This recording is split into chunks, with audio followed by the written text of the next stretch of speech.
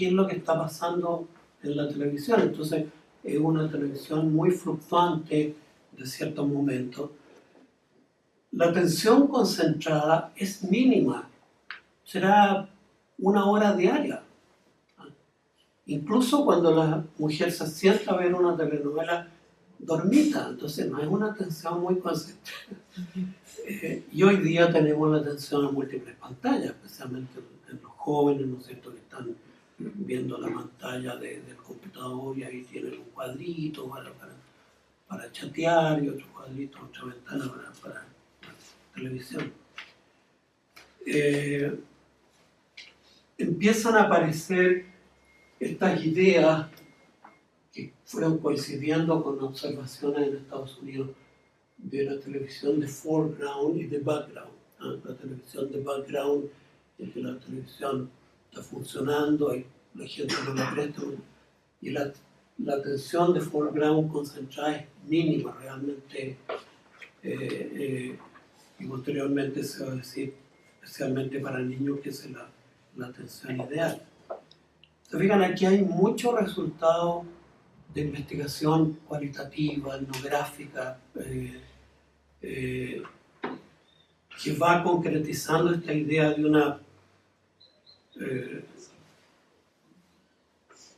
de cómo es la situación de recepción.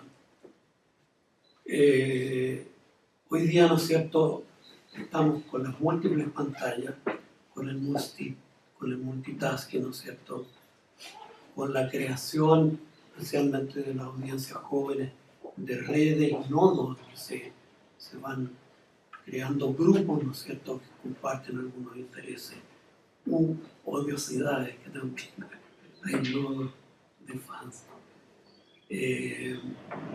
Y crecientemente esta interpretación de la televisión y de todos los medios desde la intertextualidad. Este es el fenómeno actual de intertextualidad, y por lo tanto es muy difícil pensar que la televisión tiene una influencia lineal, ¿no es cierto?, de la pantalla a una persona, sino que hoy día estamos fuertemente inmersos en la intertextualidad, y los niños también. Los niños, cada vez hay más evidencia de que tienen conductas. Por ejemplo, en Chile hay un trabajo muy reciente de una compañía de cable que se dio cuenta que los niños de 2 a 8 años o 7 años están bajando mucha televisión en video on demand a través de smartphone y tablet. En cambio, los niños de edad superior, 7 a 10 años, todavía mayoritarias ven la pantalla de televisión. Que ahí hay cambios en los hábitos de consumo, porque hay otras tecnologías con las cuales los niños se van familiarizando.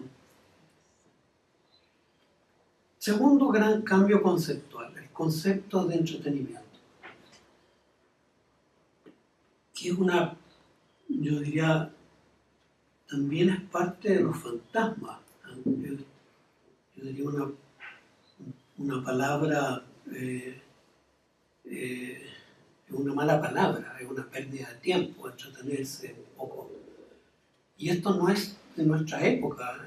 En Occidente hay largas tradiciones que miran con mucha desconfianza el teatro, la ficción, la danza, el juego, etcétera, etcétera. Nosotros fuimos trabajando y dándonos cuenta que la situación del hogar es un espacio de reenergización, porque se opone a este otro espacio, que es el espacio del rendimiento.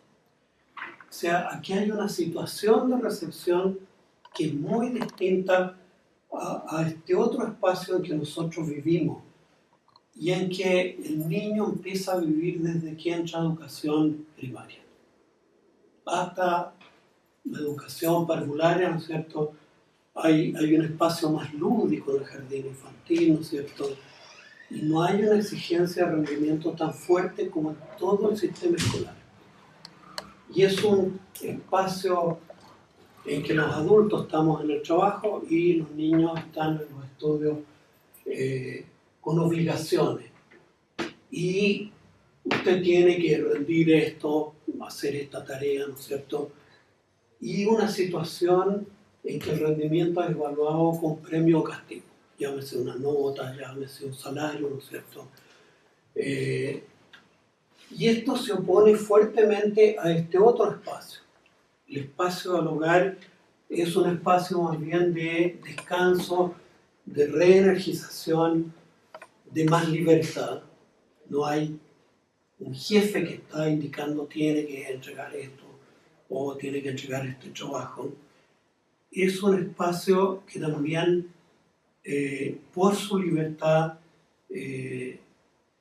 deja más espacio a la imaginación, a la fantasía, a hacer cosas por agrado, por fruición, y donde se revaloriza la vida privada. La vida privada tiene importancia y yo creo que ese es un cambio cultural que ha ido ocurriendo fuertemente en Occidente desde los 60 en adelante. Hay una crisis del espacio público y hay una revalorización.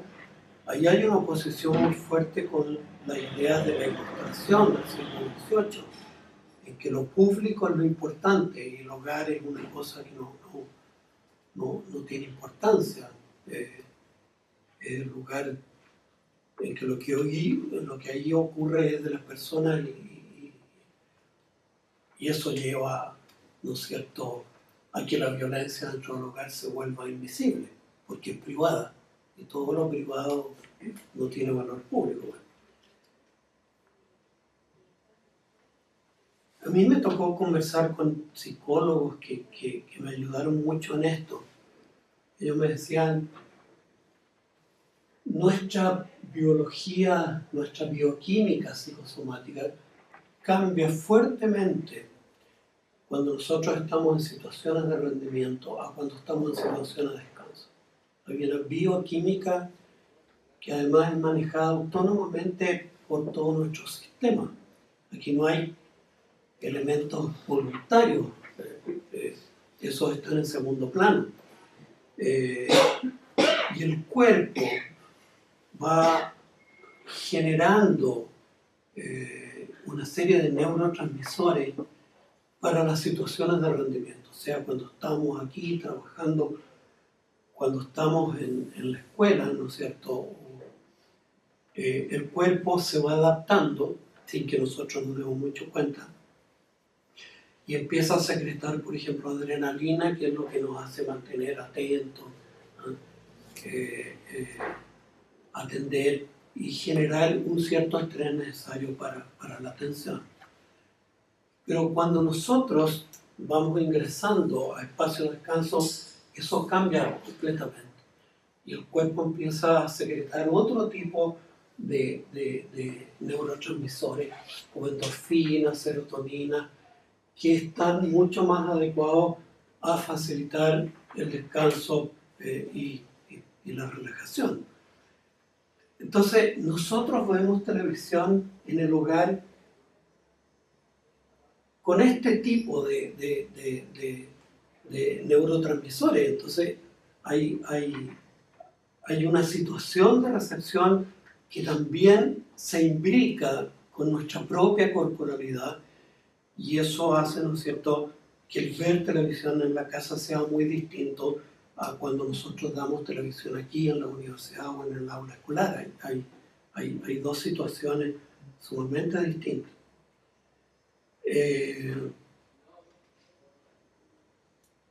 La otra cosa que nosotros fuimos descubriendo es cómo la ficción que da la televisión, telenovela, etcétera, etcétera, va a generar un espacio lúdico, ficcional,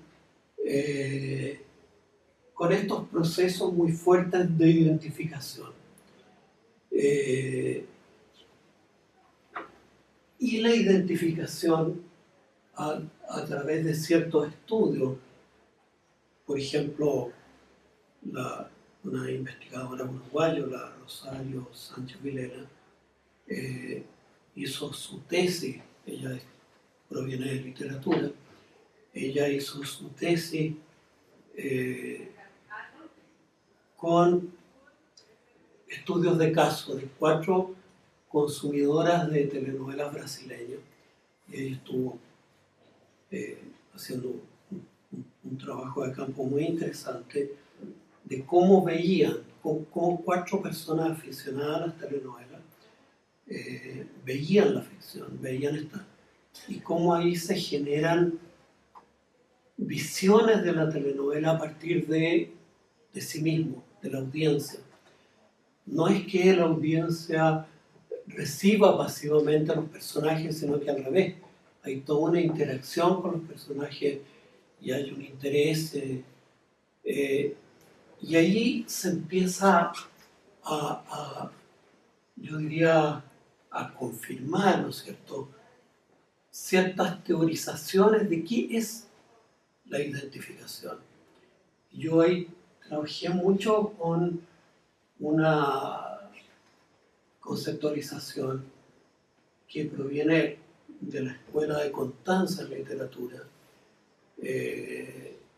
toda una teoría de la recepción de ficción escrita, y Jaus, que es el que formula eso, él dice que finalmente la identificación es la experiencia de uno mismo, pero en este espejo que es el otro ficcional.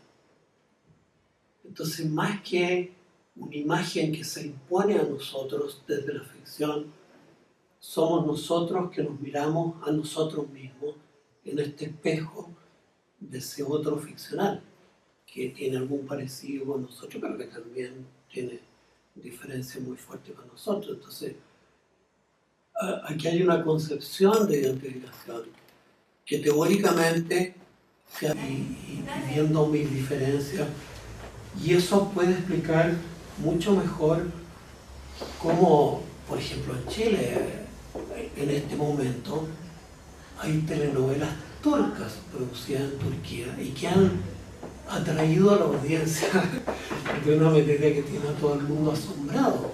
¿Cómo se producen estos procesos de identificación con culturas tan distintas, tan distintas? Entonces, bueno, se fijan aquí hay cambios conceptuales interesantes que nos han ido sirviendo. Y eso también, ¿no es cierto?, ha ido haciendo mirar cuáles son las funciones de la televisión, informar compañía. La compañía pasa a ser un elemento muy importante. Cómo la televisión genera conversación familiar y construcción de sentido. Una de las influencias que nosotros fuimos descubriendo es esto, de que la televisión plantea, y eso lleva también a una mirada del emisor, cómo construir emisiones que susciten conversación, que le desafíen, ¿no es cierto?, a la audiencia, a la conversación. Y todo este elemento de reenergización, relajación, libertad, donde hay una recuperación muy fuerte de la ficción. Conceptualmente, aquí hay ideas, por ejemplo, muy distintas a las ideas norteamericanas, yo le diría de fines de los 60, de los 60 a los 70. Por ejemplo, un programa para niños que se hizo en Estados Unidos y que no ha sido traducido, que es Mr. Rogers' Neighborhood. Ese programa se hizo con la idea de que los niños podían ser atrapados por la ficción y perder el sentido de la realidad. Entonces la ficción era algo muy amenazante que podía atrapar al niño y meterlo dentro de la ficción y confundirlo.